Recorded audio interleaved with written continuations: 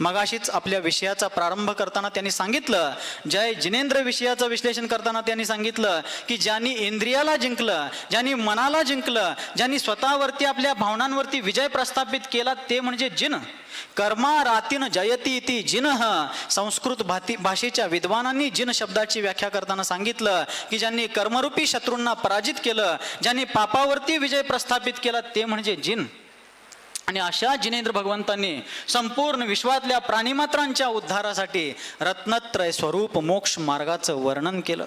सगळ्या प्राणीमात्रांना भवसमुद्रातून पार होण्यासाठी धर्मरूपी अभेद्य नौका प्रदान केली. आणि त्याच जिनधर्माचं वर्णन करत असताना स्वतंत्र भारताचे दुसरे राष्ट्रपती कोण हो? माहिती नाही? स्वतंत्र भारताचे दुसरे राष्ट्रपती डॉक्टर सर्वपल्ली महाराज. जरा स्टार्टर मारायला लागते हो, आणि त्यात 2-3 तास झालं बसलोय, त्यामुळे आता मरगळ आलेली आहे. मी ही फार वेळ लांबवणार नाही, थोडक्यात आवरण्याचा प्रयत्न करतोय. तर त्या ठिकाणी डॉक्टर सर्वपल्ली राधाकृष्णन जे भारताचे स्वतंत्र भारताचे दुसरे राष्ट्रपती द्वितीय होते, पण विचारामध्ये अद्वितीय असणारं ते एक व्यक्तित्व. आणि त्यांनी इंडियन फिलॉसॉफी या आपल्या इतिहास दर्शक एका ग्रंथामध्ये आपले विचार जैन दर्शनाबद्दल मांडताना सांगितलं, India stands unique in the world for spiritual and philosophical development. The credit goes to the Jains and Jainism. भारताचं आज विश्वपटलावरती अध्यात्म आणि तत्वज्ञानाच्या जडणघडणीमध्ये जे अद्वितीय स्थान आहे त्याचं श्रेय निसंशयपणे जर कोणाला जात असेल तर ते जैन संस्कृती आणि जैन सिद्धांत यालाच ते श्रेय जातं. असं अजैन असणारे, अजैन कुलात उत्पन्न झालेले डॉक्टर सर्वपल्ली राधाकृष्णन म्हणतात. सांगण्याचा मतितार्थ हा आहे, आपल्या लोकांनी, आपण लोकांनी आपल्या संस्कृतीचा, आपल्या धर्माचा गोडवा गायला, मोठेपणा सांगितला, त्यात फार काही मोठं तथ्य नाही आहे. एक अजैन व्यक्ती सुद्धा जैन दर्शनाचा अभ्यास करून त्याचा एवढा मोठा या ठिकाणी डंका वाजवतोय. अशा जैन संस्कृतीमध्ये 24 तीर्थंकर वर्तमान काळामध्ये झाले, हजारो लाखो करोडो आचार्य होऊन गेले. आणि नंतर पुढं ही श्रमण परंपरा जशी जशी पंचम काळामध्ये आली आणि द्रव्य क्षेत्र कालभावाच्या निमित्तानं तिला ग्रहण लागत गेलं. आणि तदनंतर 20व्या शतकामध्ये प्रथमाचार्य चारित्र्य चक्रवर्ती आचार्य भगवान श्री शांतीसागरजी महाराजांनी जर्जर झालेल्या मुनी परंपरेला जीर्णोद्धार करण्याचा विडा उचलला. त्यांनी या श्रमण संस्कृतीला बळ दिलं आणि त्याच परंपरेमध्ये पुढं गुरुदेव समंतभद्रजी महाराज आचार्य शांतीसागरजी महाराजांचे शिष्य झाले. 1933 साली आचार्य महाराजांचा चातुर्मास ज्यावेळेला राजस्थानच्या ब्यावर धर्मनगरीमध्ये होता, त्यावेळेला देवचंद शहा यांनी त्या ठिकाणी क्षुल्लक दीक्षा घेतली. त्यांचं नामकरण झालं क्षुल्लक समंतभद्रजी महाराज. आणि तिथून पुढे येऊन त्यांनी महाराष्ट्रामध्ये 1934 साली कुंभोज बाहुबलीला गुरुकुलाची स्थापना झाली. आणि आज ज्यांच्या जीवनचरित्राची चर्चा आपण करणार आहोत त्यांनी त्या गुरुकुलामध्ये धर्मध्यानाचे, धर्मपुरुषार्थाचा धडा घेतला आणि त्यांनी आमच्या नवपिढीला तोच धर्मदीप आपल्या जीवनामध्ये प्रज्वलित करण्याची प्रेरणा दिली. ते वीराचार्य बाबासाहेब कुचनुरे. अशी ही दिव्य भव्य अलौकिक महान धर्मपरंपरा. ॲडव्होकेट वीराचार्य बाबासाहेब कुचनुरे यांचा जन्म 18 ऑक्टोंबर 1954 रोजी त्यांच्या मामांच्या गावी कर्नाटकातल्या बेळगाव जिल्ह्याच्या अथणी तालुक्यामध्ये दरूर या गावी. कुठल्या गावी ऐका लागलाय? कानानं ऐका लागलाय का ध्यानानं? कर्नाटकामध्ये बेळगाव जिल्ह्यातल्या अथणी तालुक्यामध्ये दरूर गावी मामाच्या गावामध्ये त्यांचा जन्म 18 ऑक्टोंबर 1954 साली झाला. पण जन्म होण्यापूर्वी काही महान लोक असतात, काही विभूती असतात, ती जन्माला येण्यापूर्वीच आपला भावी जीवनाचा पट कसा असेल, आपली जीवनयात्रा कोणत्या दिशेनं जाणारी असते त्याचं काहीतरी संकेत देत असतात. ज्या प्रकारे तीर्थंकर जन्माला येण्यापूर्वी, गर्भात येण्यापूर्वी त्यांची माता 16 स्वप्न पाहते, ज्या प्रकारे शांतीसागर आचार्य सारखी महान आचार्य मातेच्या उदरी येण्यापूर्वी त्या मातेला सुद्धा अलौकिक स्वप्न पडतात, तसंच वीराचार्यांच्या चंपावती नावाच्या आईला सुद्धा वीराचार्य पोटात असताना 3-4 महिने त्या गर्भवती असताना त्यांना स्वप्न पडलं. त्यांच्या स्वप्नामध्ये ऐरावत हत्तीचं आगमन होत असताना दिसलं. त्या स्वप्नावरून आपण संकेत समजून घेऊ शकतो.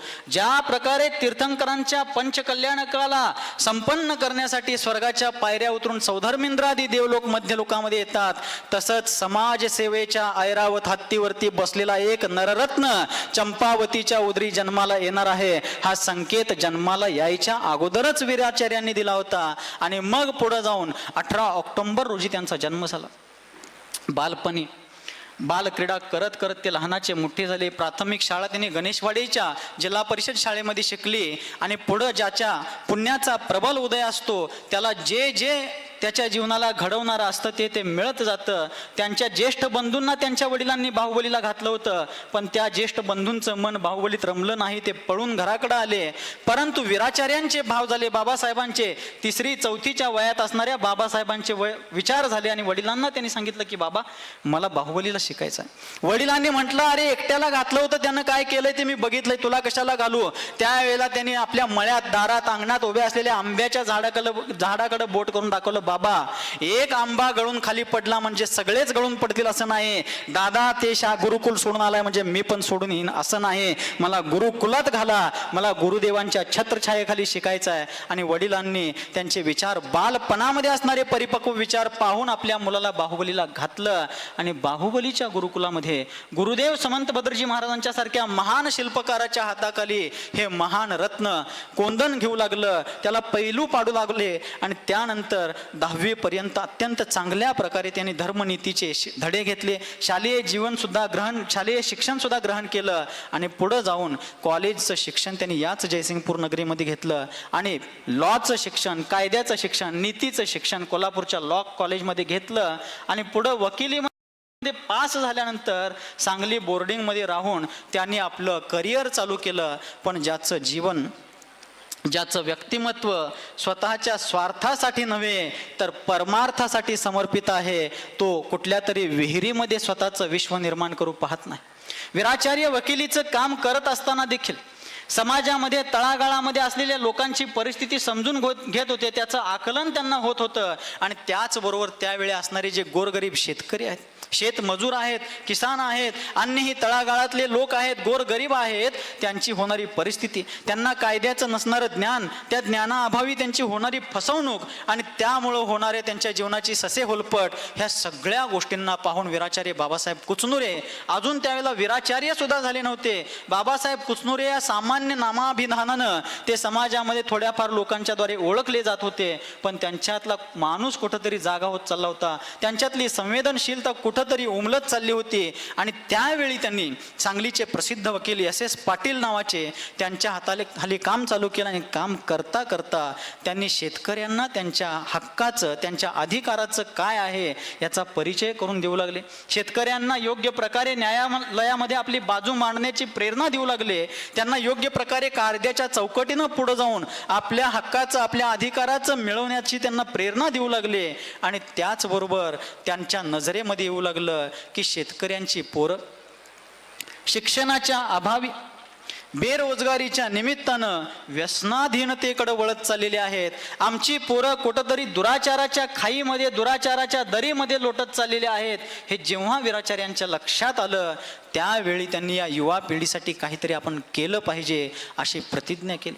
आणि हे सगळं करत असताना गुरुकुलामध्ये बाहुबली ब्रह्मचर्य आश्रमामध्ये शिकलेले संस्कार कुठंतरी त्यांना खुणावत होते, प्रेरित करत होते. आणि त्याच वेळी त्यांच्या हाती महामहिम चारित्र्य चक्रवर्ती आचार्य भगवान श्री शांतीसागरजी महाराजांचं जीवनचरित्र अर्थात चारित्र्य चक्रवर्ती हा ग्रंथ सापडला.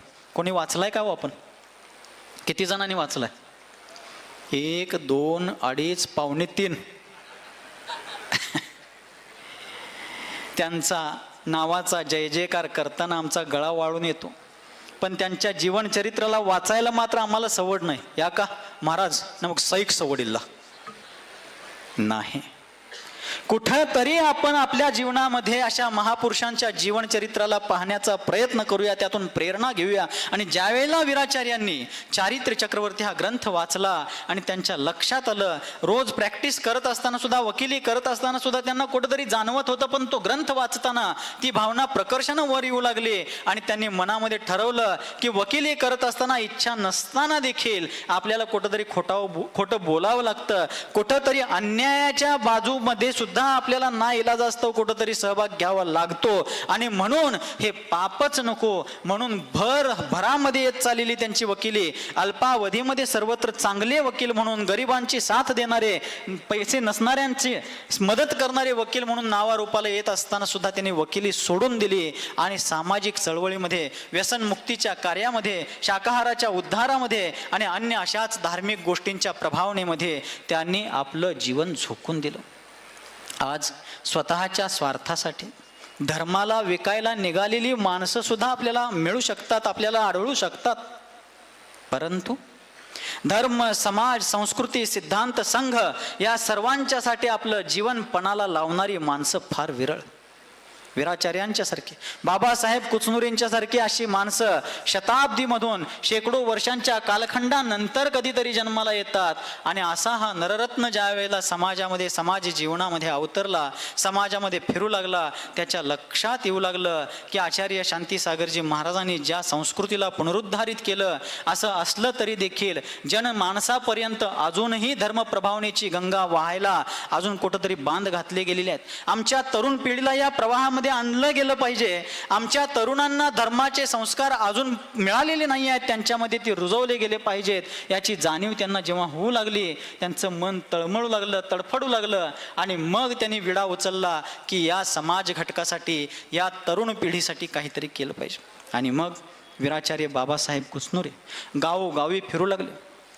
गावागावामध्ये जाऊन तरुण पोरांना गोळा करणं, त्यांचं मार्गदर्शन करणं, त्यांना समाजहित म्हणजे काय, समाज म्हणजे काय आणि आम्ही म्हणजेच समाज, या समाजामुळंच आमचा धर्म आणि धर्मामुळं देश, या सगळ्या गोष्टींचं महत्त्व पटवून देण्याबरोबरच त्यांनी त्या मुलांना निर्व्यसनीपणा, शुद्ध शाकाहार आणि सदाचाराचे धडे देण्याचा कार्य प्रारंभ केलं.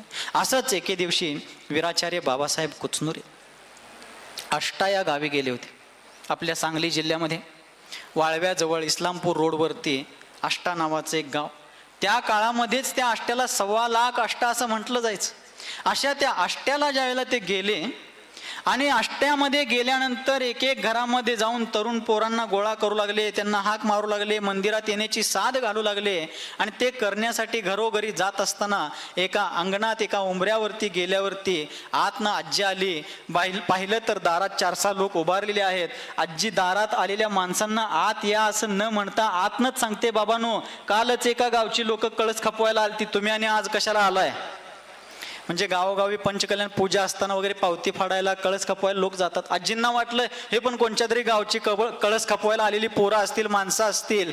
बाबासाहेब कुचनुरे म्हणाले, आजी ऐका लागलाय? आजींना नव तुम्हाला म्हणू लागलं. कुचनुरे सर म्हणाले, आजी आम्ही कळस खपवायला आलो नाही, तुमच्या घरात आळस करत पडलेल्या पोराला समाजाचा कळस बनवण्यासाठी या ठिकाणी आलोय, पाठवा तुमच्या नातवाला. उमरा आणि उमरा झिजवून वीराचार्यांनी घराघरातनं, गावागावातनं, गल्ली गल्लीतनं पोरं गोळा केली. आणि 1-2 वर्षामध्येच हजारो युवकांची सेना, वीर जवानांची सेना वीराचार्यांनी तयार केली. ज्या गोष्टी थोरा मोठ्यांना दशकानुदशके काम करून जमल्या नव्हत्या, वीराचार्यांनी वर्षभरातच केला. याचा अर्थ पूर्वी प्रयत्न करणाऱ्यांचं काहीच महत्त्व नाही असं बिलकुल नाही. ज्यांनी ज्यांनी जे जे सत्कार्य केलेलं आहे त्यांचं प्रत्येक कार्य प्रशंसनीय आहे. पण वीराचार्य बाबासाहेब कुचनुरे एक लाघवी व्यक्तिमत्व, एक चुंबकीय व्यक्तिमत्व. पण ते चुंबकीय व्यक्तिमत्व नेमकं होतं कसं? पूजनीय धर्मसागरजी महाराज आमच्या संघाचे वडीलधारे मुनी की ज्यांनी वीराचार्य बाबासाहेब कुचनुरेंच्या खांद्याला खांदा भिडवून गृहस्थ आश्रमामध्ये असताना 8-9 वर्ष सदैव रात्रंदिवस सावलीसारखं त्यांच्यासोबत अनेक इतर कार्यकर्त्यांच्या सोबत राहून काम केलं. अशा धर्मसागरजी महाराजांच्याकडून आमचे समाधिस्थ मुनिवर श्री शांतीसागरजी महाराज असतील, समडोळीचे बापू ढोले असतील, राजगोंडा पाटील, अशा अनेक गावोगावच्या कार्यकर्त्यांच्याकडून, त्यांच्या वेळी त्यांच्यासोबत सावलीसारखं फिरणाऱ्या लोकांच्याकडून वीराचार्यांचं जीवन ऐकण्याचं, समजून घेण्याचं मला एक भाग्य लाभलं. परंतु माझ्या पुण्याचा अभाव होता, क्षीणता होती की मला त्या व्यक्तित्वाला कधी भेटण्याचा प्रसंगच आला नाही. कारण त्यांच्या मृत्यूच्या 1 वर्ष 4 महिन्यानंतर मी जन्माला आलो. भेटणार कसा? संपर्क आणि संगती लाभणार कशी? परंतु मोठ्या माणसांना भेटलो जरी नसेल, एखाद्या मुलाचा जन्म सूर्य मावळल्यानंतर जरी झाला तरी अंधार होण्यापूर्वीचा प्रकाश सुद्धा त्याला दुसऱ्या दिवशीची वाट दाखवू शकतो. तसं वीराचार्यांना मी जरी पाहिलो नसलो तरी ज्या बोर्डिंगला त्यांनी कर्मभूमी बनवली त्याच बोर्डिंगमधून माझ्या गुरुदेवांनी सन्मती सागरजी महाराजांनी या क्षेत्रात येण्याच्या माझ्या मार्गाचा दरवाजा 2006च्या चातुर्मासामध्ये खुला केला. त्याच बोर्डिंगच्या चातुर्मासपासून मी या मार्गात आलो. काहीतरी संयोगाची गोष्ट आहे. तर ज्या वेळेला वीराचार्य बाबासाहेब कुचनुरे सांगली बोर्डिंगमध्ये राहायचे, विद्यार्थी दशेमध्ये बाहुबलीत शिकल्यानंतर वकिली सोडल्यानंतर जेव्हा ते बोर्डिंगमध्ये राहू लागले, सामाजिक कामे करू लागले आणि बोर्डिंगमध्ये शिकणाऱ्या मुलांना समाजकार्याची चळवळ शिकवू लागले, त्यावेळेला मुलांना लवकर उठण्याची प्रेरणा द्यायची, प्रार्थनेसाठी बोलवायचे. भगवंतांचं दर्शन, जिनदर्शनाची महिमा काय, जैनत्वाचं पहिलं लक्षण जिनदर्शन आहे. रात्री भोजनाचा त्याग करणे, जलगालन, गाळलेलं पाणी पिणं, या सगळ्या मौलिक आणि प्राथमिक गोष्टी शिकवू लागले.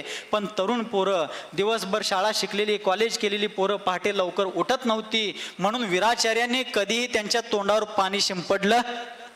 तुम्ही तुमच्या पोरांच्या तोंडावर पाणी शिंपडताय की नाही? वीराचार्य बाबासाहेब कुचनुरेंनी कधी पोरांच्या तोंडावर पाणी शिंपडून त्यांना उठवलं नाही. बोर्डिंगमध्येच नव्हे, कुठल्याही पूजेला, कुठल्याही सल्लेखनीच्या कार्यासाठी स्वयंसेवक म्हणून पोरांना घेऊन गेले तर तिथं त्या पोरांच्या तोंडावर पाणी शिंपडून उठवलं नाही. तर सकाळच्या वेळी पोरांच्या खोलीमध्ये जायचे, एक हाक मारल्यावर ते उठले नाहीत पोरं तर त्यांच्या पायाजवळ बसून त्यांचे पाय दाबायला लागायचे. मोठ्या माणसांच्या कल्पना पण मोठ्याच असतात.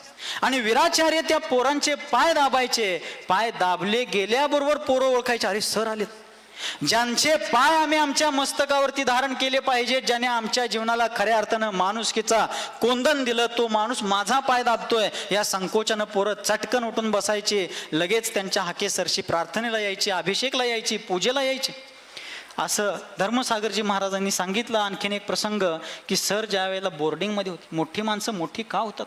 एखादा नेता, आता नेता शब्दाचा अर्थ या ठिकाणी आपण मंचवरती सुद्धा आपल्या समाजाचे अनेक प्रतिष्ठित नेते बसलेले आहेत, पण नेताचा अर्थ फक्त राजकीय क्षेत्रातला व्यक्तीच असा होत नाही. नेता शब्दाचा अर्थ नेणारा. काय करणारा? नेणारा. संस्कृत भाषेमध्ये एक नेतृ नावाचा धातू आहे. धातू म्हणजे वर्ब, क्रियापद. नेतृ म्हणजे नेणारा, घेऊन जाणारा. कुठं घेऊन जाणारा?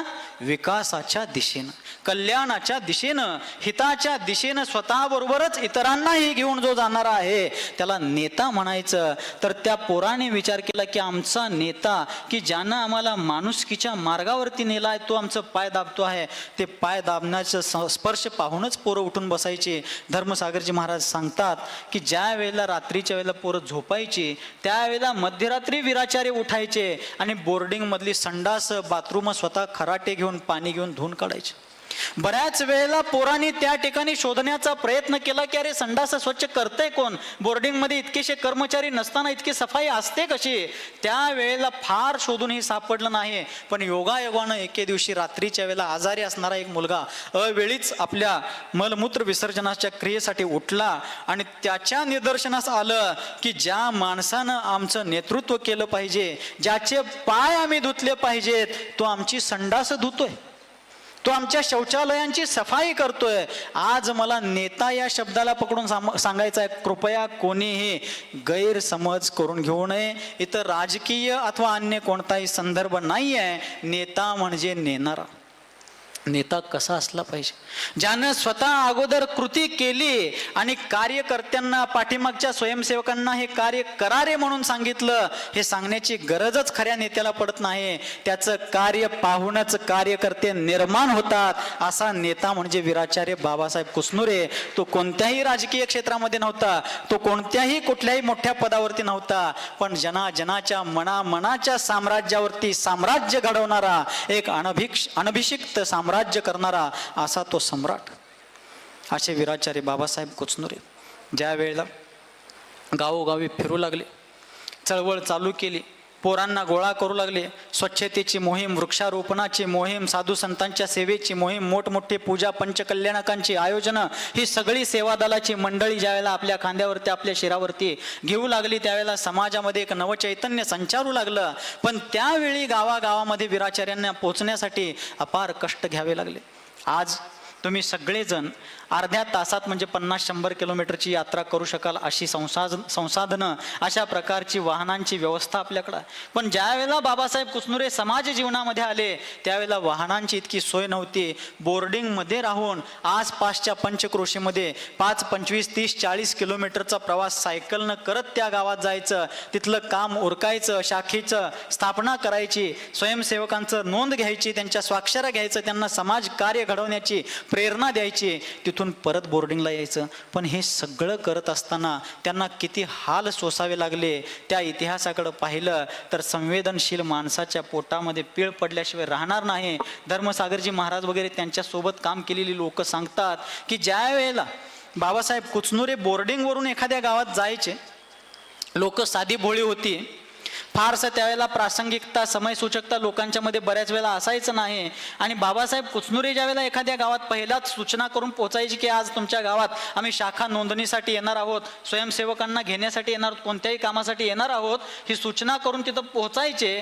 पण तिथं पोचल्यानंतर काम करून ते निघले तरी सुद्धा तिथल्या लोकांच्या बऱ्याच वेळेला लक्षात येत नव्हतं की अरे सरांना आपण जेवायचं विचारायचं राहिलंच की. त्या गावचे लोक विचार करायचे बोर्डिंगमधनं आल्यात म्हटल्यावर तिथं जेवून आले असतील. आणि दिवसभर त्या गावागावातनं फिरून बोर्डिंगवरती आल्यावरती पोरं विचार करायची एवढं दिवसभर गावाकडे गेल्यात, सगळ्या गावात गेल्यात, तिथनं बिना जेवता येतात काय. बोर्डिंगवरही जेवण नाही, गावातही जेवण नाही, दोन्ही घरचा पाहुणा उपाशी ही म्हण बाबासाहेबांच्या बाबतीत बऱ्याच वेळेला लागू झाली. पण त्या बहादरानं कधीही कुठल्या गावात जाऊन सांगितलं नाही की अरे मी बोर्डिंगवरती जेवलो नाही, गडबडीत तसंच आलोय, काहीतरी जेवायची व्यवस्था करा, चहा पाण्याची व्यवस्था करा, काहीतरी सरबत आणा, बिस्लेरीच्या बाटल्या आणा, काहीतरी करा की रे. कधीच नाही. आणि बोर्डिंगवरती आल्यानंतर कुठल्या मुलांना विचारलं नाहीत मेसमध्ये काय जेवण शिल्लक राहिलंय का बघ, कारण ती येतच होते रात्री. चारित्र्य चक्रवर्ती ग्रंथ वाचल्यानंतर त्याने गुरुदेव समंत भद्रजी महाराजांच्याकडून जन्म ब्रह्मचर्य व्रत स्वीकार केलं होतं, रात्री भोजनाचा त्याग केला होता, सदाचरणाचा धडा स्वतःच्या जीवनामध्ये उतरवला होता, रात्री भोजन त्याग, सप्तव्यसनांचा त्याग आणि श्रावकांच्या यथोचित संयम व्रतांचं पालन करण्याचा प्रयत्न करत करतच समाजकार्य करत असताना देखील त्यांच्या पोटाची मात्र अशी हेळसांड होत होती. पण याचा अर्थ असा नव्हता की त्यांच्या बोर्डिंगमध्ये जेवणाची काही तरतूद नव्हती. त्यांच्या घराकडून गणेशवाडी, अर्थातच नावाला गणेशवाडी परंतु वास्तविक त्यांचं वास्तव्य गणेशवाडी आणि हसूरच्या मध्ये कृष्णा नदीच्या अलीकडं हसूरच्या एका मळ्यामध्ये त्यांच्या शेतामध्येच त्यांचं वास्तव्य होतं. त्यांच्या मळ्यातून रोज बोर्डिंगवरती त्यांच्या घरातले लोक टिफिन पाठवत होते, डबा पाठवत होते, पण शक्यतो सर बोर्डिंगवरती असायचेच नाही. ते कुठंतरी शाखेच्या नोंदणीसाठी, मुनी महाराजांच्या दर्शनासाठी, कुठंतरी शिबिरासाठी, कुठंतरी व्याख्यानासाठी आणि काहीतरी चांगल्या कार्यासाठी गेलेले असायचे. पण जाताना बोर्डिंगमध्ये त्यांच्या 9 क्रमांकाच्या खोलीमध्ये जे त्यांचे रूममेट होते त्या व्यक्तीला त्याने कायमसाठी सांगून ठेवलेलं होतं की माझा डबा जर आला, माझा डबा रोज येतोयच, माझा डबा आला तर आपल्या बोर्डिंगमध्ये राहणारा त्या खोलीतला अमुक अमुक गावचा जो अमुक अमुक नावाचा विद्यार्थी आहे ना, तो फार गरीब आहे रे. बोर्डिंगच्या मेसमध्ये भरण्या एवढे पैसे त्याच्याकडे नाहीत, म्हणून त्याच्यावरती बऱ्याच वेळेला लाचारीची वेळ येते. बोर्डिंगचे लोक त्याला भोजन देऊ पाहतात, पण तो स्वाभिमानी वृत्तीचा आहे, तो तिथं जेवत नाही, पैसे नाहीत म्हणून तो जेवायला संकोच करतोय. तो असं कर, मी इथून जाणार आहे, मी आज येणार नाही आहे, माझा डबा आला तर तू मात्र माझा डबा कोणाला दे, त्या मुलाला दे. बघा, स्वतः त्या गावात जिथं गेल्या तिथंही उपाशी, बोर्डिंगवर परत आले तरी उपाशी, पण स्वतःचा डबा एखाद्या गरीब विद्यार्थ्याला जो अभ्यास तर करतोय पण उपाशी पोटी झोपतोय, कोणीही उपाशी झोपू नये म्हणून वीराचार्यांनी हे काम केलं. गुरुदेव सन्मती सागरजी महाराज नेहमी म्हणायचे, जो आपली भाकरी वाटून खातोय त्याला कधी भुकेचा रोग होत नाही. वीराचार्यांनी भाकरीच वाटली नाही, डबाच देऊन गेले, म्हणून आज जाऊन त्यांची 30, 35, 40 वर्ष झाली तरी आज आपण त्यांचं स्मरण करतो आणि केलंही पाहिजे. एका विचारकांनी एका ठिकाणी म्हटलं, भूक लगने पर खाना संस्कृती, भूक लगने पर खाना प्रकृती है. प्रकृती म्हणजे शरीराचा धर्म. भूख लगने पर खाना प्रकृती है, भूक ना लगे तो भी खाना विकृती है. काही माणसं सारखं चालूच असतात की, थांबत नाहीत ती कधी, कायम 24 तास त्यांचं मीटर चालूच असते. भूक लगने पर खाना प्रकृती है, भूक ना लगने पर खाना विकृती है, स्वयं भूखे रहकर दूसरों को खिलाना बाबासाहेब कुचनुरे की संस्कृती है. असे संस्कार जपणारा हा महामानव, स्वतःच्या वेदनांची, स्वतःच्या दुखण्याची, स्वतःच्या त्रासाची कधीही तमा न बाळगणार असा हा महान व्यक्ती वीराचार्य बाबासाहेब कुचनुरे.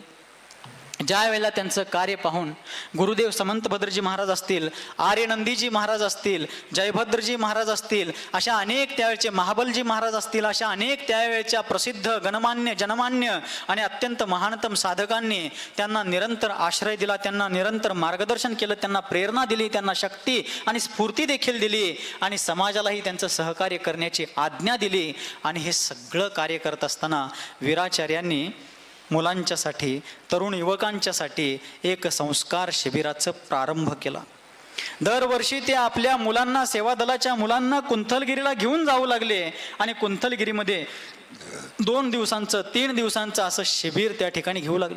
मुलांना जैनत्वाचे धडे लिहू लागले आणि ते देत असताना पुढची पिढी कशी घडेल याचा निरंतर रात्रंदिवस प्रयत्न करू लागले.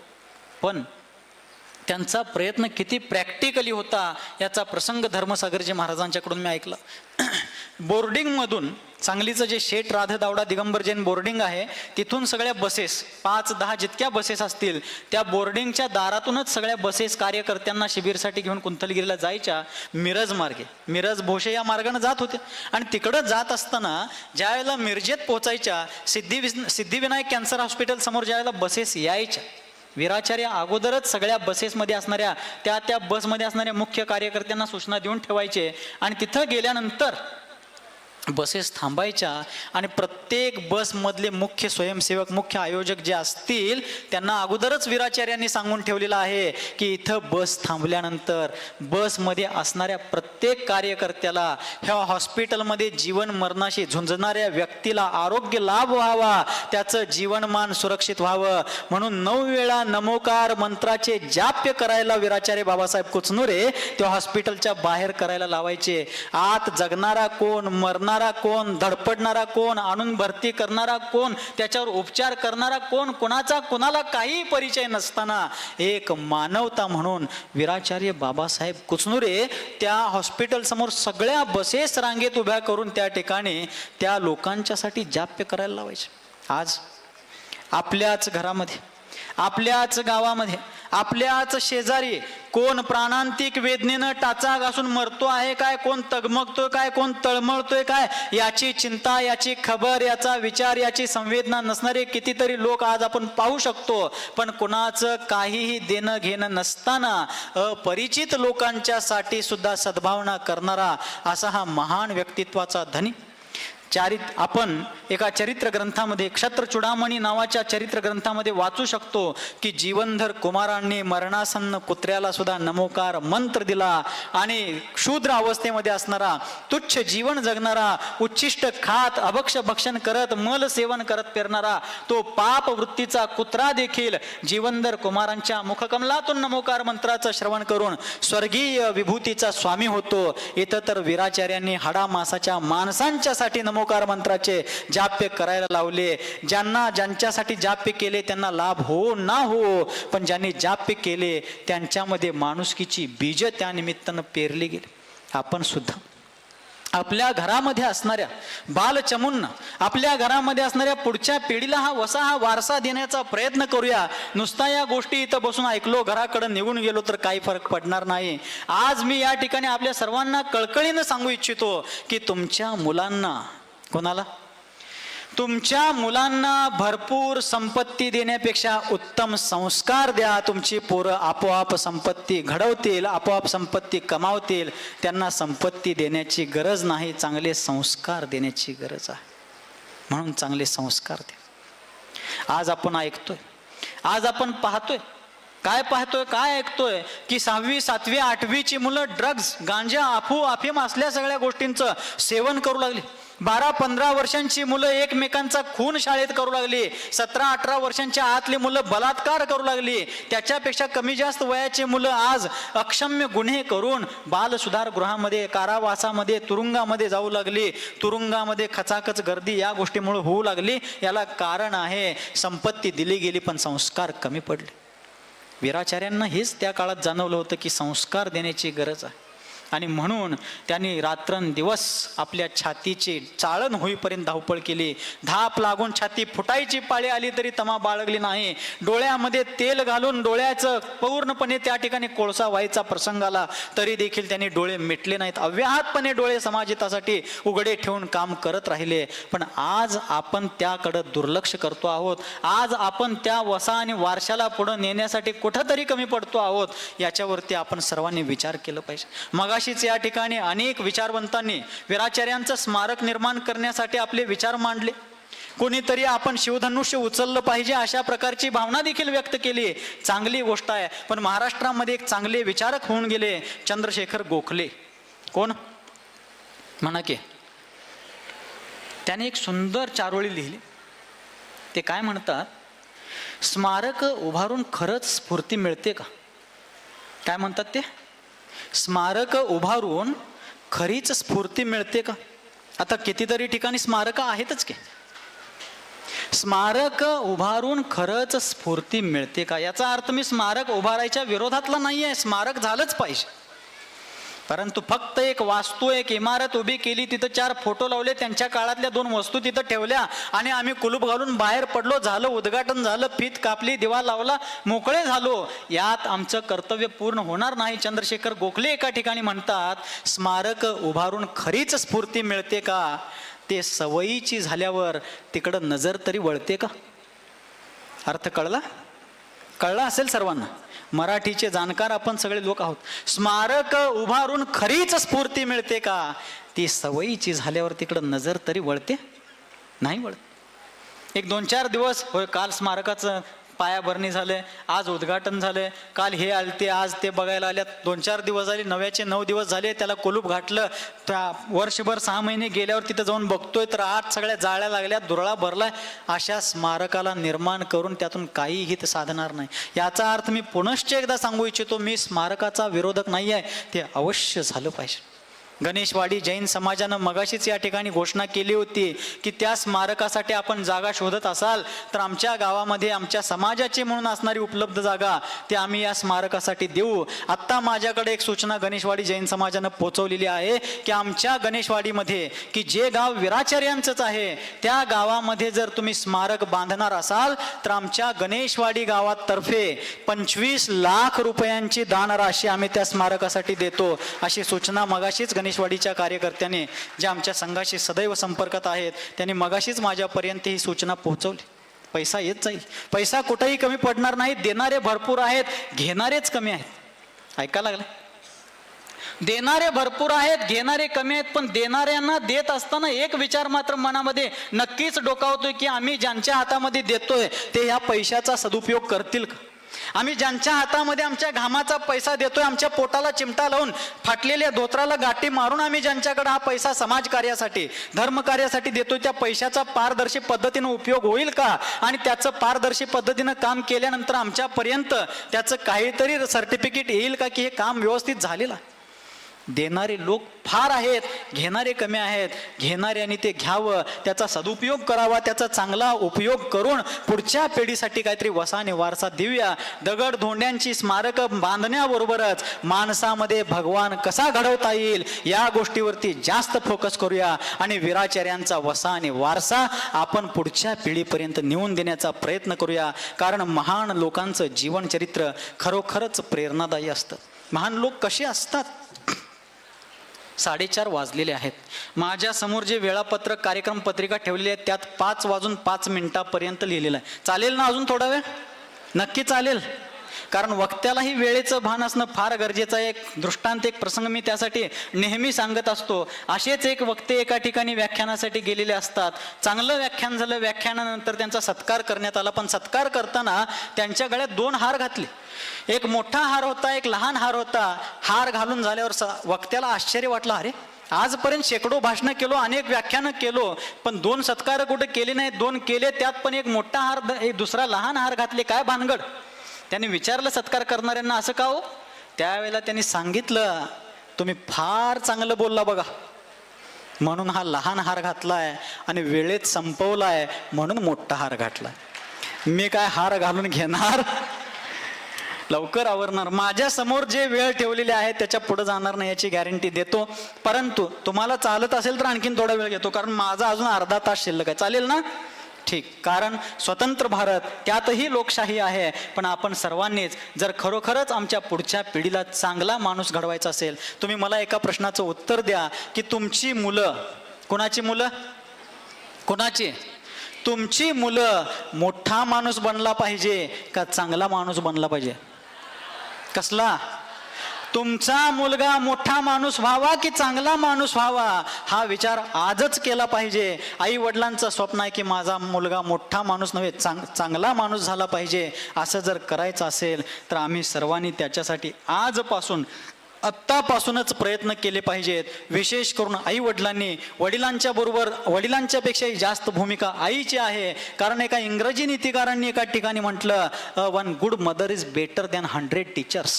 एक चांगली आई, एक श्रेष्ठ माता 100 शिक्षकांपेक्षा श्रेष्ठ असते. म्हणून तुम्ही तुमच्या हातात हे कार्य करा, तुमच्या हातामध्ये हा संकल्प घ्या, तुमच्या हातामध्ये हा प्रोजेक्ट घ्या की मलाही एक वीराचार्य घडवायचा, मलाही एका बाबासाहेबाचं निर्माण करायचं आहे, मलाही एका वीराचार्याला घडवायचं आहे. पण नुसता तोंडानं बोलल्यानं, शाब्दिक जमा खर्च केल्यानं वीराचार्य घडत नसतात. त्याच्यासाठी आपण ही मेहनत घ्यावी लागणार आहे, प्रयत्न करावे लागणार आहेत, त्याच्यासाठी आपल्यालाही योगदान द्यावं लागणार. महान माणसं उगाचच महान होत नसतात, ती कशामुळं महान होत असतात? एक संस्कृत सुभाषित स्मरणात येत आहे, लक्षात येत आहे. सज्जन आणि दुर्जन माणसांच्यातला फरक त्या ठिकाणी व्यक्त करण्यात आलेला आहे. सज्जनांच्याकडे जी साधनं आहेत तीच दुर्जनांच्याकडे देखील आहेत, दुर्जनांच्याकडे जी साधनं आहेत तीच सज्जनांच्याकडे देखील आहेत. पण त्याचा उपयोग सज्जन कसा करतात, दुर्जन कसा करतात, त्याचं फलनिष्पत्ती काय असते, याचं वर्णन एकाच श्लोकामध्ये संस्कृत नीतिकारांनी एका ठिकाणी केलं. विद्या विवादाय धनम मदाय. ऐका लागलाय काय म्हणतात ते? विद्या विवादाय धनम मदाय शक्ती परेशान परिपीडनाय खलस्य साधोर विपरीत मेतद ज्ञानाय दानाय परिरक्षणाय. म्हणजे खल, खल म्हणजे दुर्जन, खल म्हणजे असभ्य, खल म्हणजे अशिष्ट व्यक्ती. असा दुर्जन व्यक्ती जो आहे त्याच्याकडे विद्या आहे, त्याच्याकडे धन आहे आणि त्याच्याकडे शक्ती आहे. किती गोष्टी झाल्या हो? 3 गोष्टी झाल्या. त्या 3 गोष्टी सज्जनाकडेही आहेत आणि दुर्जनाकडेही आहेत. पण दोघं त्याचा उपयोग कसा करतात? विद्या विवादाय.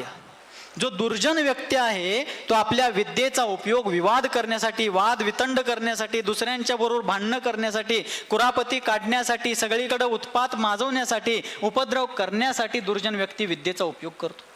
विद्या विवादाय धनम मदाय. पैशाचा उपयोग अहंकारासाठी करतो. माझ्यासारखा श्रीमंत, माझ्यासारखा पैसेवाला, माझ्यासारखी संपत्ती, माझ्या एवढं वैभव कोणाचंच नाही याचा अहंकार करतो. पण एका ठिकाणी एका उर्दू विचारकांनी, एका उर्दू कवींनी म्हटलं, कल जो तन के चलते थे अपनी शान व शौकत पर शम्मा तक नहीं जलती आज उनकी तुरबत पर. काल आपल्या धनसंपत्तीच्या, वैभव ऐश्वर्याच्या अहंकाराने जे ताठून चालत होते, आज त्यांच्या स्मृतीस्थळावरती एक साधी मेणबत्ती सुद्धा जळत नाहीये. अहंकार कशाच? कसले कसले चक्रवर्ती, कसले कसले राजे रजवाडे, कसले कसले महापुरुष सुद्धा कालकवलीत होऊन निघून गेले. आपण कशाचा अहंकार करतो, कशानं ताठून चालतो, कशाचा गर्व? सगळ्याच गोष्टी क्षणभंगूर, चमकणाऱ्या आकाशात एक क्षणासाठी चमकणाऱ्या विजेप्रमाणे असणाऱ्या सगळ्या गोष्टी, पण माणसाला त्याचा दांडगा अहंकार. हिंदी विचारक एका ठिकाणी म्हणतात, कितने नादान होते हे गुब्बारे. गुब्बारे म्हणजे फुगे हो, केसावर फुगे येत नाहीत का, किंवा ते बंबई मिठाईवाले फुगे हे करत नाहीत का, त्याला गुब्बारे म्हणतात हिंदीमध्ये. कितने नादान होते हे गुब्बारे कि चंद सांसों में फूल जाते. फूल जाते म्हणजे फुगतात. कितने नादान होते हैं गुब्बारे कि चंद सांसों में फूल जाते हैं, जरा से उड़ने लगे हवा में तो अपनी औकात भूल जाते. कशाचा अहंकार आजचा माणूस करतो? कोरोना काळानं आपल्या सगळ्यांना एक धडा दिलेला आहे की कुबेरापेक्षा संपन्न ज्याची ख्याती होती अशा प्रकारची माणसं सुद्धा दवाखान्यात बेवारशाप्रमाणे मरून गेली. त्यांचा अंत्यसंस्कार म्युन्सिपाल्टीच्या लोकांनी केली. पोरं घरात बसली. कशाचा अहंकार, कशाची घमेंड. कुठलीही गोष्ट कायम राहणार नसते. म्हणून आपल्या पूर्वजांनी एक मराठीत म्हण सांगितलेली आहे, एकाच धोत्रावर माणूस कधी म्हातारा होत. म्हणा की, एकाच धोत्रावर माणूस कधीही म्हातारा होत. धोतर बदलत असतं, बदलावं लागतं, तशीच परिस्थिती बदलत असते. कशाचा अहंकार. विद्या विवाद आहे. माझ्या एवढा ज्ञानी कोण नाही, माझ्यासारखा वक्ता कोण नाही, माझ्या एवढे श्लोक, माझ्या एवढे सूत्र कुणालाच पाठ नाही आहे. या तालुक्यात, या जिल्ह्यात माझ्यासारखे त्यागीवरती, माझ्यासारखे महाराजच कोण नाहीत. अरे कशाचा अहंकार तुला. ज्या चारित्र्य चक्रवर्तींनी या श्रमण परंपरेचा जीर्णोद्धार केला त्यांना कोणीतरी विचारलं, महाराज शांतीसागरजी महाराज, 3 कम 9 कोटी मुनिराजांच्यात तुमचा कितवा नंबर. त्यावेळेला त्या महामहिमाचार्य देवांनी सांगितलं, बाबा रे माझा लास्ट नंबर. माझा कितवा नंबर. माझा लास्ट नंबर. ज्यांच्यामुळं आज सगळेजण पिंची, सगळे मुनी पिंची धरायला शिकले. माझ्यासारख्याला अजूनही पिंची कशी धरायचं ते सुद्धा अजून नीट जमत नाही. पण मला कोणतं विचारलं तर मी म्हणतो माझा पहिला नंबर. पण ज्यांनी ही पिंची घ्यायला आम्हाला शिकवलं ते म्हणतात अरे माझा लास्ट नंबर. किती विनम्रता. जिवंत मार्दव धर्म. म्हणून विद्या विवाद आहे. कशाला त्या विद्येचा, ज्ञानाचा अहंकार. धनम मदाय. दुर्जन व्यक्ती त्या धनाचा उपयोग अहंकारासाठी करतो. शक्ती ही परेशान परिपीडनाय. आणि दुर्जन आपल्या शक्तीचा उपयोग दुसऱ्यांचा छळ कसा करता येईल, दुसऱ्यांचा मानसिक शारीरिक कशा प्रकारे शोषण करता येईल, कशा प्रकारे आर्थिक शोषण करता येईल, कशा प्रकारे दुसऱ्यांची कुचंबना करता येईल, कशा प्रकारे दुसऱ्यांना नाना प्रकारच्या यातना देता येतील आणि दुसऱ्यांचं कष्ट पाहून आपल्याला कसा आनंद होईल, मनोरंजन होईल, याच्यासाठी आज आपल्या शक्तीचा दुरुपयोग करणारी कितीतरी माणसं आपल्याला पावला पावलाला भेटतात. पण सज्जन त्याच्या विपरीत असतात. सज्जन त्याच्या उलट या 3 गोष्टींचा वापर करतात. विद्या विवादाय धनम मदाय शक्ती ही परेशान परिपीडनाय खलस्य साधोर विपरीत मेतद ज्ञानाय दानाय परिरक्षणाय. दुर्जनानं विद्येचा उपयोग विवादासाठी केला, तेच सज्जनानं त्या ज्ञानाचा उपयोग ज्ञानदानासाठी केला. वीराचार्य बाबासाहेब कुचनुरे असंच एक दिवस आपल्या मळ्यातनं, कोण गेलाय काय त्या मळ्यात, त्यांच्या मळ्यात कोण कोण गेलाय, बरेच लोक यातले गेले असतील, पण काही लोक अजून गेले नसतील. तो परिसर पाहिला असेल तर मी जे सांगतोय त्या संदर्भाचं स्पष्टीकरण क्लिअर होईल. एक दिवस आपल्या बोर्डिंग आणि सामाजिक कामातनं थोडासा वेळ काढून वीराचार्य घरी आपल्या आई वडिलांच्याकडे आपल्या परिवारामध्ये गेले होते, काही कामानिमित्त काही कारणानिमित्त. आणि गेलेले असताना सहज आपल्या गावाकडे जाऊन यायचं म्हणून नदीतनं पलीकडं, फक्त मध्ये नदी, अंकली आणि उदगाव आहे की नाही तसं समजून घ्या की हो, तिथं हसूर आणि गणेशवाडी, फक्त मध्ये नदी. आणि एक दिवस नावेतनं पलीकडे गेले, बस्तीत जाऊन दर्शन घेतले. आणि बस्तीकडे जात असताना ग्रामपंचायतीच्या फलकावरती, ग्रामपंचायतीच्या सार्वजनिक बोर्डवरती गावातल्या शाळेनं एक विद्यार्थ्यांच्यासाठी लिहिलेली सूचना सरांना त्या ठिकाणी वाचायला मिळाली. ऐका लागलाय, महाराज सारखं का विचारताय हो, वेळ झाल्यावर लोक जरा चलबिचल करतात मला माहिती आहे, पण थोडा वेळ धीर धरा. ज्या वेळेला सरांनी वाचलं की शाळेची सूचना शाळेच्या फळ्यावर लिहायची असते, पण त्यांनी म्हणजे शाळेच्या लोकांनी ग्रामपंचायतीच्या सार्वजनिक फळ्यावरती शाळेची सूचना विद्यार्थ्यांच्यासाठी लिहिली. सरांना काहीतरी क्लिक झालं. चटकन भगवंतांचं दर्शन करून झाल्यानंतर ते मंदिरातनं, विद्या मंदिरात अर्थात शाळेत गेले. मुख्याध्यापकांच्या खोलीत जाऊन विचारतात, सर आपल्या शाळेची अमुक अमुक सूचना आपण ग्रामपंचायतीच्या फळ्यावरती लिहिलेली आहे, शाळेत फळे नाही आहेत काय? मुख्याध्यापकांचा चेहरा नर्वस झाला, निराश झाला आणि त्यांनी आपल्या शाळेच्या समस्या सरांना सांगायला चालू केले. आणि सांगता सांगता त्यांच्या तोंडातून शब्द आला, होय बाबासाहेब आपल्या शाळेत फळा नाही. नाही शब्द पूर्ण व्हायच्या आत वीराचार्य तिथनं उठले, थेट नदीतनं परत मळ्यात आले. मळ्यामध्ये आल्यानंतर घरात सागवानच्या लाकडाच्या चांगल्या चांगल्या झाडांच्या कापून ठेवलेल्या ज्या फळ्या होत्या त्या फळ्यांची एक मुळी बांधली, स्वतः डोक्यावरती घेतले, नदीमध्ये आले म्हणजे होडीतनं नावेतनं पलीकडे परत गेले. ती मुळी परत उचलून घेऊन शाळेत आले. मुळी तिथं मुख्याध्यापकांच्या खोलीच्या बाहेर ठेवले. सरांच्या हातात 50 रुपयाची नोट ठेवली. मुख्याध्यापक चक्रावले, चाललंय काय? त्यांच्या लक्षात आलं नाही. त्याने विचारलं, बाबासाहेब काय करताय? त्यावेळेला बाबासाहेब म्हणाले, सर ह्या फळ्या आणि या फळ्यांच्या फळा बनवून घेण्यासाठी 50 रुपयांची मजुरी, लवकर फळा तयार करून घ्या. ज्ञानामध्ये कोणताही खंड पडता कामा नये, शाळेतल्या विद्यार्थ्यांची गैरसोय होता कामा नये, लवकर फळ्या तयार करून घ्या.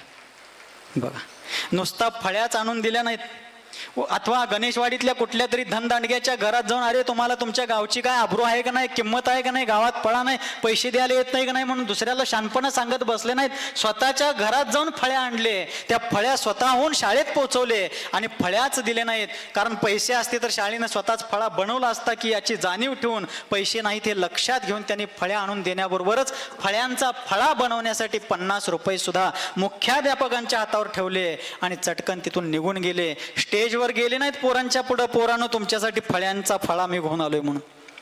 काम करणारा माणूस असा असतो. वीराचार्य एक महान व्यक्तित्व होतं.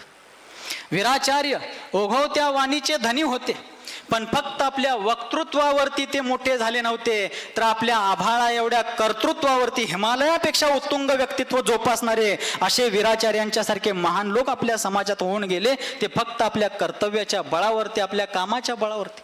हे सगळे कार्यक्रम आपण आयोजित करतो, चांगली गोष्ट आहे. आज या कल्पद्रुम पतसंस्थेनं हा कार्यक्रम आयोजित केला आणि इतक्या लोकांच्या समोर हे वीराचार्यांचा जीवनपट मांडण्यासाठी त्यांनी एक मंच, त्यांनी एक या ठिकाणी प्लॅटफॉर्म निर्माण केला. त्याबद्दल त्यांचं करावं तितकं कौतुक थोडं आहे, त्या अभिनंदनाचे पात्र आहेत. पण त्यांना मी सांगू इच्छितो, दरवर्षी तुम्ही अशा प्रकारचा कार्यक्रम, ही प्रबोधनाची चळवळ निर्माण करा, तुमच्या कार्याला यश येत जाईल. कारण 2024च्या समडोळी चातुर्मासमध्ये विजय पाटील, हे नेमगोंडा पाटील वगैरे सगळे समडोळीत आमच्याकडे धर्मसागरजी महाराज वगैरे यांच्याकडे आले होते. त्यांनी ही कल्पना, या कार्यक्रमाच्या आयोजनाची भावना व्यक्त केल्यानंतर आम्ही सुद्धा लगेच त्यांना उत्स्फूर्तपणे सांगितलं काही नाही, आम्ही येतोय. कारण वीराचार्य म्हणजे फक्त काही एका विशिष्ट वर्गाचे नव्हे, वीराचार्य म्हणजे अखिल मानव जातीच नव्हे, प्राणी मात्रांच्या साठीचा एक दीपस्तंभ आहे. कारण तो दीपस्तंभ की जो भरमध्य समुद्रामध्ये उभारलेला आहे, रात्रंदिवस आपल्या प्रकाशानं समुद्रातून वाहत जाणाऱ्या, समुद्रातून प्रवास करत जाणाऱ्या जहाजांना अंधाराच्या वेळेला कुठल्या तरी खडकावरती आदळून उद्ध्वस्त होण्यापासून वाचवण्याचं जीवित कार्य घेऊन उराशी बाळगून तो दीपस्तंभ त्या ठिकाणी जसा उभारलेला असतो, तसंच वीराचार्य एक दीपस्तंभ आहेत की ज्यांनी संपूर्ण मानव जातीसाठी, तरुण पिढीसाठी या प्रकारचा प्रकाश प्रदान केला. पोरांच्यासाठी विद्या विवाद आहे.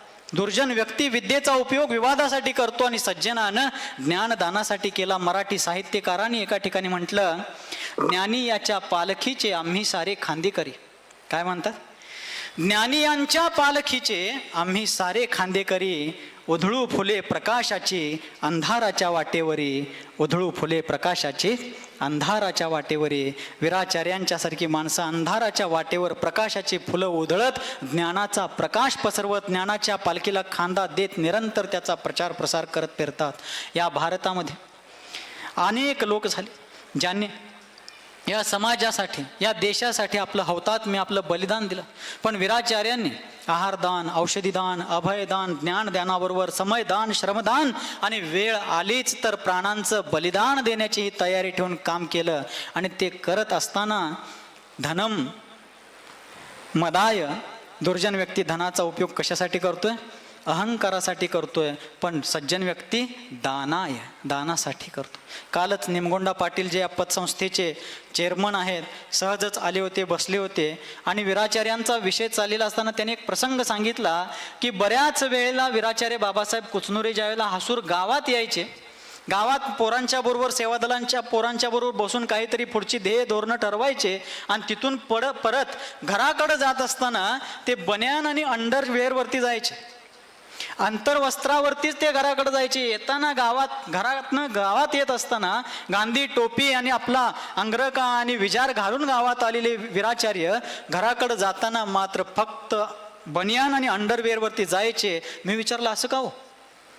त्यावेळेला त्यांनी सांगितलं की आमच्या गावात ऊस तोडायच्या साखर कारखान्याच्या हंगामामध्ये ऊस तोडायच्या वेळेला ऊस तोडीशी ज्या टोळ्या यायच्या, फडकरी यायचे, त्यांची हालाकीची आणि परिस्थिती पाहून, त्यांची फाटकी लखतर पाहून घराकडे जात असताना वीराचार्यांनी अंगावरची कपडे देखील काढून त्या टोळीतल्या दिनहीन माणसांना दिले. मतितार्थ हा माणूस, आपल्या स्वतःचा जीव सुद्धा धोक्यात घालायला कधी मागं पुढं न पाहणारा माणूस, त्या लोकांच्यासाठी आपले कपडे सुद्धा काढून त्या लोकांच्या पर्यंत पोहोचायचा. आपल्या पैशाचा दुरुपयोग आणि अहंकार करणारी लोक कोणीकडं, आणि हा माणूस लोकांची आबरू झाकण्यासाठी आपल्या अंगावरचे कपडे काढून त्यांना देणारा माणूस कोणीकडं. एका ठिकाणी एका मराठी विचारवंतांनी म्हटलं, अख्खी हयात गेली वाचून पुस्तकांना. पुस्तकं वाचण्यात अख्ख्या हयात गेली. ग्रंथालयातल्या सगळ्या ग्रंथांची चाळण झाली. एवढ्या वेळेला आम्ही पानं पलटली, पण ते विचारक म्हणतात अख्खी हयात गेली वाचून पुस्तकांना, पण चेहरे कुणाचे मज वाचताना आले. दुसऱ्यांच्या चेहऱ्यावर काय व्यथा आहेत, काय वेदना आहेत, त्याच्या डोळ्यातले अश्रू मी पुसू शकतो का? त्याच्या चेहऱ्यावरती आनंद पाहण्यासाठी, त्याला आनंदित करण्यासाठी मला काहीतरी करता येईल का? ही संवेदनशीलता असणारी माणसं फार थोडी. वीराचार्यांनी आपल्या अंगावरचे कपडे काढून ती लखतर लोंबकळणाऱ्या माणसांची अब्रू वाचवण्यासाठी कपडे सुद्धा काढून दिले. ज्यावेळेला ते घरी जायचे, त्यांचे वडील त्यांना विचारायचे, अरे BA LLB केलास, BCom केलास, तरणा झालास, कमावता झालास, आमच्या म्हातारपणात काहीतरी आणून कमवून आम्हाला देशील असा विचार करत होतो, पण तुलाच दर महिन्याला तिथं डबा पाठवण्यासाठी 60 रुपये मला त्या डबेवाल्याला द्यायला लागतात, कसं काय रे? सर म्हणाले, बाबा, त्यांच्या वडिलांना म्हणाले, बाबा इथनं पुढं समाजात मी जातोय, माझ्या जेवणाची व्यवस्था होईल, तुमचे आशीर्वाद तर आहेतच, परंतु माझ्या जेवणाचा डबा पाठवायचा बंद करा. तो डबा बंद केल्यानंतर जे 60 रुपये वाचतील, तुमच्याजवळ राहतील, तीच मी तुम्हाला दिलेली कमाई असं समजा, पण माझे पैसे मी तुम्हाला कधी देऊ शकत नाहीत, कारण माझी कमाई ही समाजासाठी, गोरगरिबांच्यासाठी, दीनहीनांच्यासाठी, लाचारांच्यासाठी, गरजूंच्यासाठी माझी कमाई आहे. आई कधीतरी रागवायची, अरे स्वतःच्या तब्येतीकडे लक्ष दे, कसा वाढलायस बघ. त्यावेळेला विषय बदलायचे आणि म्हणायचे, आई बोर्डिंगमध्ये तुझ्या लाडूची फार प्रशंसा करतात ग. बोर्डिंगच्या पोरांना लाडू बांधून दे म्हणत नव्हते. काय म्हणणार? स्तुती एक असा विषय आहे, कौतुक एक असा विषय आहे, कुठल्याही माणसाचं जरा कौतुक झालं तर तो माणूस लगेच ते काम करायला तयार होतो. मग ते आईला म्हणायचे, आई लाडू फार छान बांधतेस, बोर्डिंग मधली पोरं तुझ्या लाडूची फार कौतुक करतात. एवढं म्हणल्याबरोबर आईचा राग जायचा, पोरांच्यासाठी लाडूचा डबा भरून द्यायचे. म्हणजे स्वतःसाठी लाडू चिवडा मागायचं राहिलं, बोर्डिंगच्या पोरांची चिंता. अहो रात्र समाज, संस्कृती, युवा पिढीची चिंता करणारा हा नररत्न. म्हणूनच ज्यांनी जर्जर झालेल्या श्रमण परंपरेला पुनरुद्धारित केलं त्यांना प्रथमाचार्य म्हणतात, आणि व्यसनात भरकटलेल्या युवा पिढीला ज्याने मानवतेचा महामंत्र दिला त्यांना वीराचार्य म्हणतात. असे बाबासाहेब कुचनुरे आपल्या समाजामध्ये होऊन गेले, पण नुसता टाळ्या वाजवून त्यांच्याबद्दल विनयांजली होणार नाही. त्यांच्यासारखा आणखीन एखादा वीराचार्य घडावा म्हणून आपल्याला काहीतरी करता येईल का, याच्यासाठी आम्ही आपण सगळेजणच प्रयत्न करूया. वीराचार्यांचं काम कसं होतं? ज्यावेळेला कोणत्याही पूजेसाठी, कोणत्याही कार्यक्रमासाठी, सामाजिक धार्मिक कार्यक्रमासाठी स्वयंसेवकांना घेऊन ते त्या ठिकाणी जायचे, त्यावेळी तिथं काम करायचे. पोरं त्यांच्याजवळ, त्यांच्यासोबत गेलेली पोरं विचारायची, सर आम्ही कोणता विभाग घेऊ, आम्ही काय काम करू? त्यावेळेला ते त्यांची योग्यता पाहून सांगायचे की तुम्ही अमुक गावचे मुलं तुम्ही भोजन विभाग सांभाळा, तुम्ही अमुक गावची मुलं तुम्ही त्यागी विभाग सांभाळा, तुम्ही अमुक गावची मुलं अशा हे प्रकारचं काम करा. सगळ्यांना सगळी कामं द्यायचे. स्वतः वीराचार्य कोणतं काम करायचो? काय नाही, स्टेजवरती बसायचं, आलेल्या सेलिब्रिटी असतील, मोठमोठी मंडळी असतील, त्यांच्या समोर कोचवरती बसायचं, गळ्यात हार घालायचं, घालून घ्यायचं, बुके घ्यायचं, फोटो काढून घ्यायचं, हे काम करत होते ना. हाच विभाग त्यांचा. कोणता? सगळ्या पोरांना आपापल्या योग्यतेनुसार कामं सोपवल्यानंतर वीराचार्य स्वतःकडे एकच विभाग घ्यायचे, तो म्हणजे आलेल्या लोकांची चपलं रॅकमध्ये व्यवस्थित ठेवणे आणि त्या परिसरातली संडास बाथरूम खराट्यानं साळुत्यानं घेऊन स्वच्छ धुवून काढणे, हे काम तो वीर शिरोमणी करत होता. आणि आज एवढ्या लोकांना त्यांनी घडवलं, ते एवढ्याच जीवावरती, कारण त्यांनी कुठला स्टेज बघितला नाही,